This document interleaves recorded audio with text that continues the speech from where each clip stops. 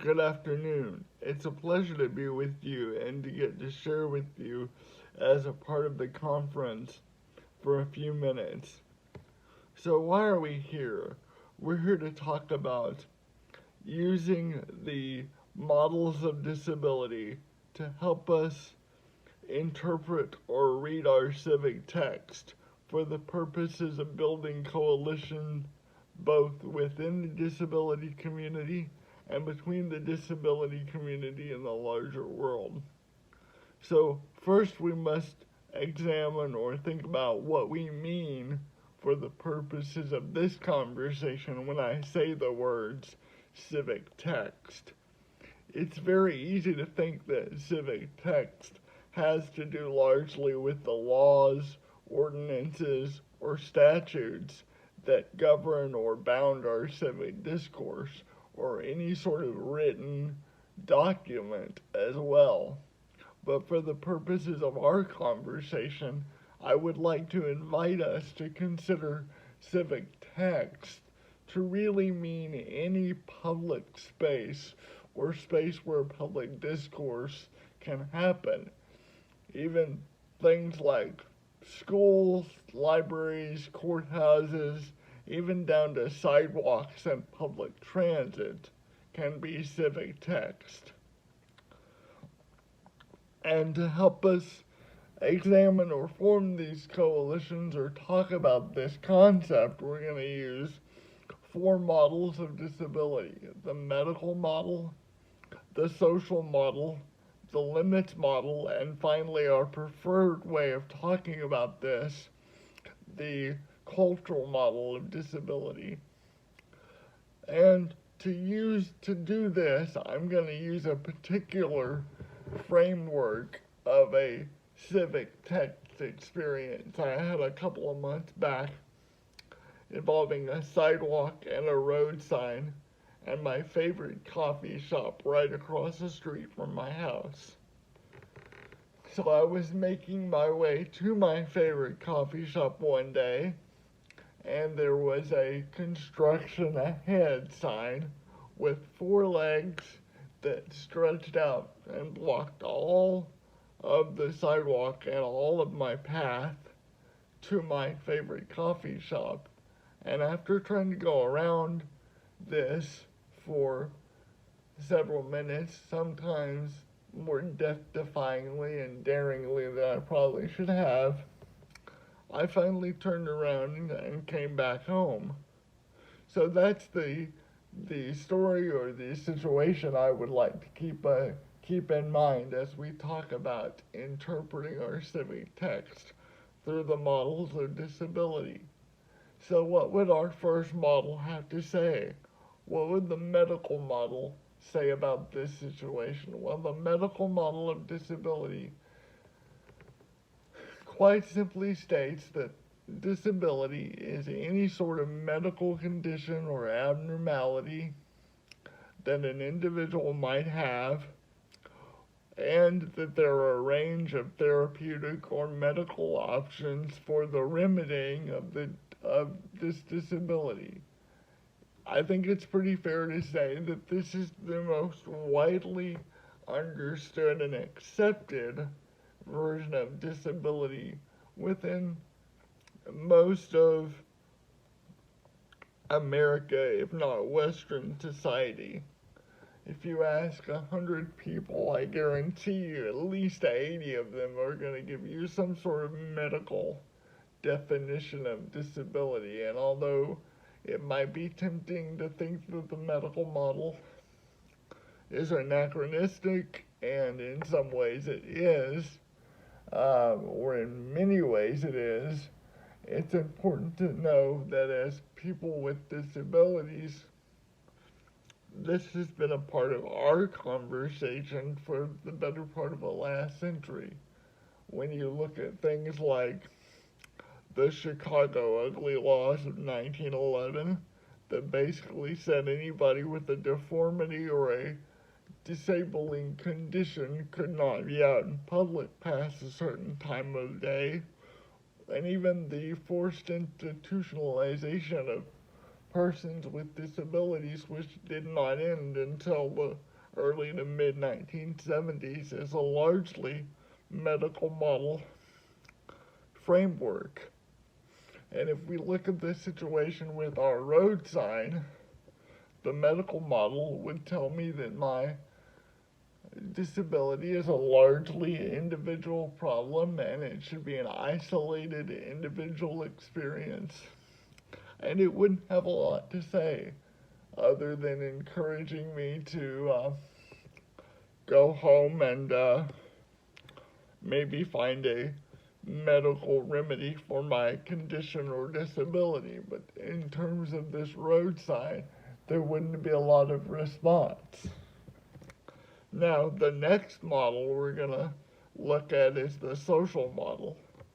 The social model was developed in the mid 1970s, first in the United Kingdom and then in the United States, by disability activists and advocates who were responding directly to a medical model framework. And the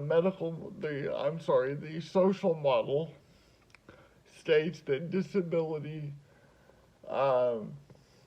that persons, are born with impairments, which are the physical portions of our existence, but our impairments don't become disabilities until we meet barriers built into the social or physical or social or cultural environment, like steps or lack of curb cuts or lack of access to public spaces. Those are the things that turn impairments into disabilities. And it's very, very easy to see in this situation with our road sign, our framing device for this conversation, how I could have affinity for the social model of disability, because the road sign is the thing that caused my impairment, my cerebral palsy, to be truly disabling in that moment. I've navigated that coffee shop, as I believe I said before, 3 times a week for the last 7 years. So, and the only time there are problems getting there is when there is construction or something blocking my path. So in that instance, the social model would make a lot of sense and I would have a lot of affinity for it. So being the activist that I am, why don't I stop there? Well, quite simply because I believe the social model does not go far enough to help us deal with the fact that disability is not just a socio-cultural reality dealing with the barriers of a built environment. I embody disability. My disability embodiment, the physicality of my disability, is something I never leave behind and is something I'm very, very proud of. So in my mind, we've got to go further than the built environment conversation driven by the social model. Excuse me while I take a drink of water.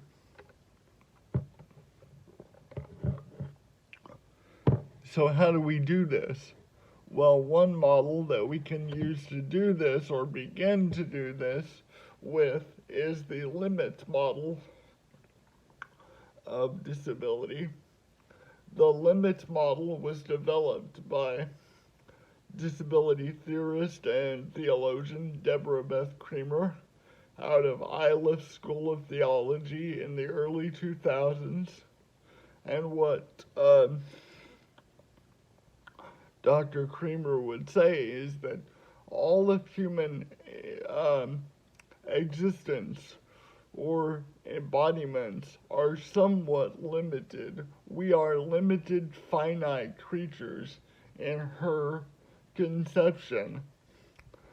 And as people with disabilities, we feel our limits perhaps more strongly than a non-disabled person would, but we all have limits, and this helps account for the varied physical and embodiment situation of disability by saying that I feel my limits more strongly and I am more disabled on days when my arthritis acts up in my hips, or I am feeling something related to my spasticity flare up, or my knees are not bending correctly. On those days, I am more disabled, or I'm feeling my disability more than on days when I don't experience those things and I'm able to just sort of move through my world with my version of normal, and I've found ways to navigate my world fairly successfully, as I'm sure many of us have, and Dr. Kramer would say on those days that we're not as limited. So what the limits model says here is, yes, disability is a social, cultural reality, but it's also a physical embodiment reality. It tries to account for both of those things. Where I think the limits model can fall a little bit short is it can very easily lean towards the specter of passing as able-bodied, or allowing somebody who is less demonstratively, physically disabled or neurologically disabled to pass as able-bodied or as less disabled, or it can lean the other way, and it can lean into the trap of saying we're all disabled, which again devalues in a way the uniqueness inherent in the disability experience. And in our road sign example, or the example of my sidewalk, as good as the limits model is at accounting for the varied types of disability experiences, it really falls short in this example when I know some folks who I clearly think would qualify as disabled, who can navigate around the road sign because their disability does not require them to use a wheelchair, or only affects their gait a little bit, or only affects their life in a limited way, when some of us can't navigate around the road sign because we have to use equipment, or we have to face challenges that don't allow us to get around that road sign. So in that situation, the limits model is not the most helpful thing we could find, or the most helpful example, although it does make progress. Our last model of disability that I would like to refer to is the cultural model of disability. And this is my favorite model of disability, and the kind of the model that sets the framework for the work my wife and I do around disability empowerment and theology at our organization, the Julian Way. And what the cultural model says is that any culture or society has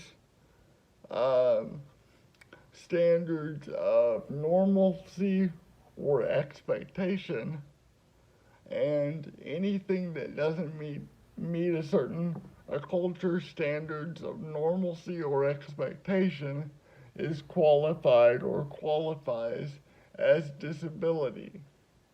And those standards of normalcy, or what is expected, are set through our art, our civic discourse, the way we build our public spaces, so back to our civic text, basically any sort of cultural framework you can pick out has a standard of normalcy or things that are expected, or embodiments, we could say, that are expected, and any embodiment that falls beyond that or outside of that expected normal range can be viewed or is viewed as disabled in the cultural model of disability.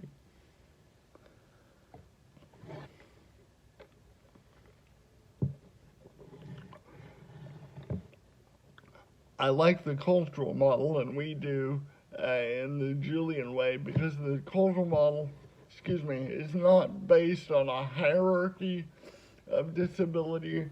It allows for a 30,000-foot view of disability that allows the widest range of disability to come in, to play and be at the table together, to find solutions.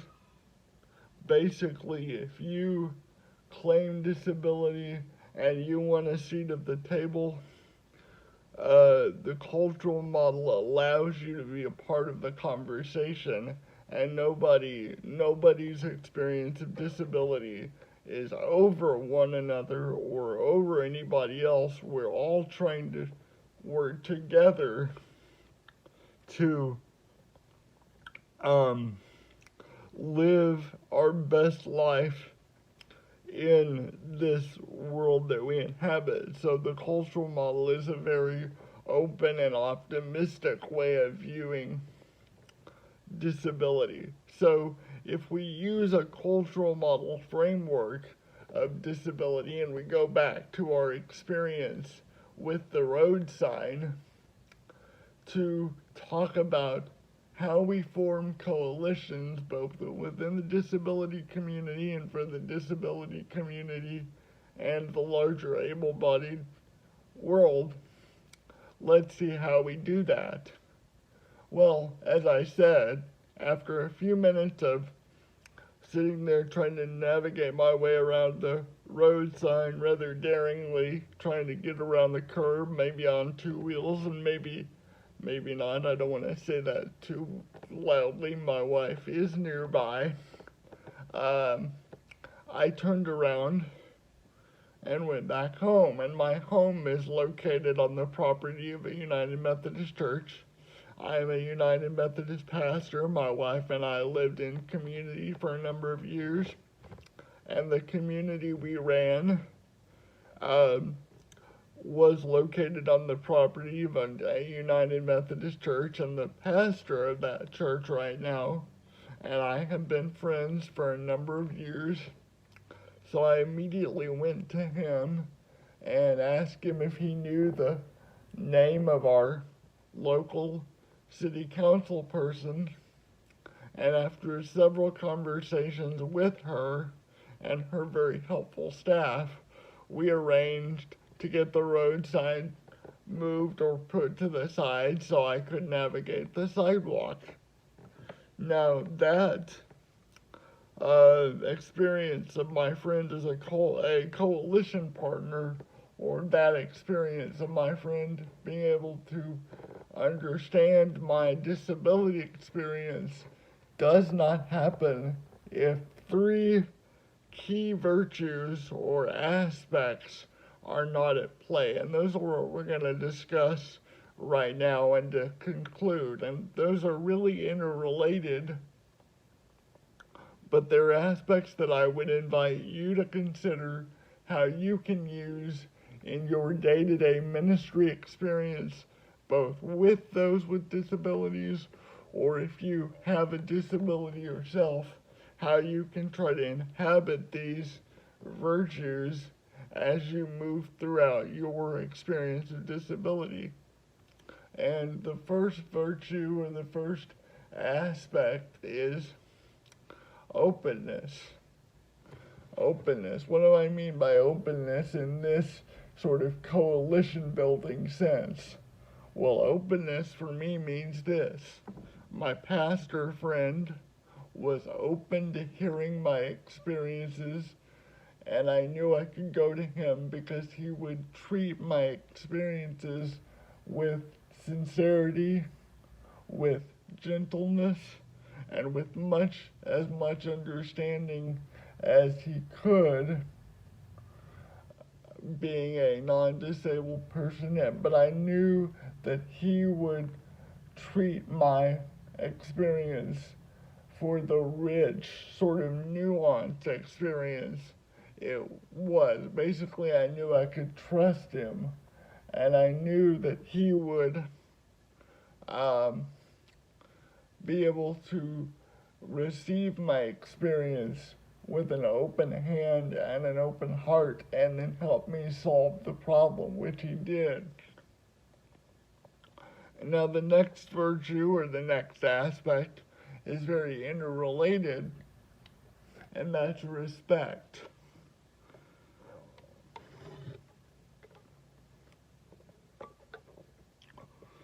I knew I could go to my colleague or my fellow pastor friend because we respect each other both professionally and personally.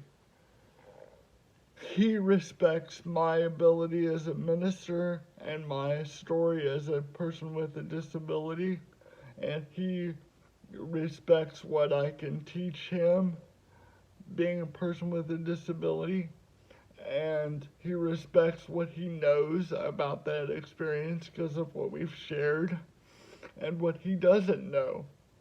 And I respect him enough to let him push back on me or let him ask me questions when I maybe don't see the full range of either a ministerial experience outside of disability or something related to our professional relationship, or maybe even giving me a wider lens to see a experience related to my disability. So we respect each other enough, and we know enough about each other's history, and have built that respect to let that be a functioning aspect of our relationship and our coalition partnership.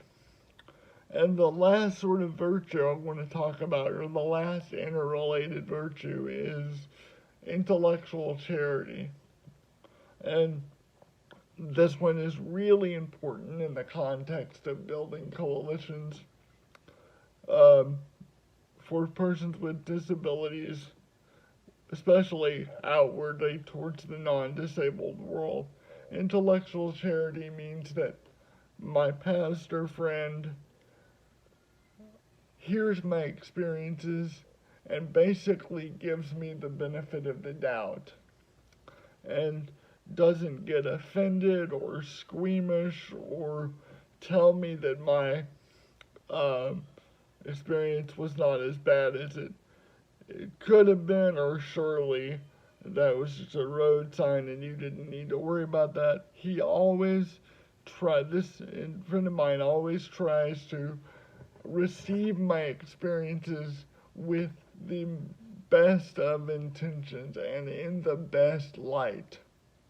And through using this sort of cultural model framework where disability is viewed in the relationship it has not only within the larger disability community, but up against non-disability, and we're all coming together if we're in the right frame of mind, or if we're truly using a cultural model framework, we're all coming together to see how both the disabled and the non-disabled can form coalitions.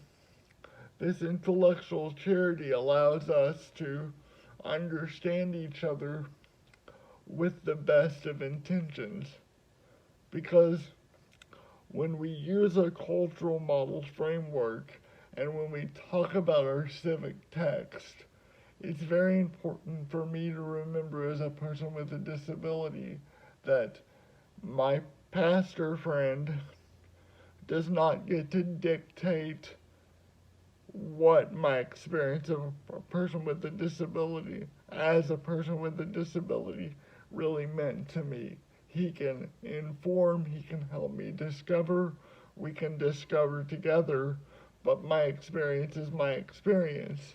And when I'm talking to another disabled person, I don't get to tell them what their experience of disability is.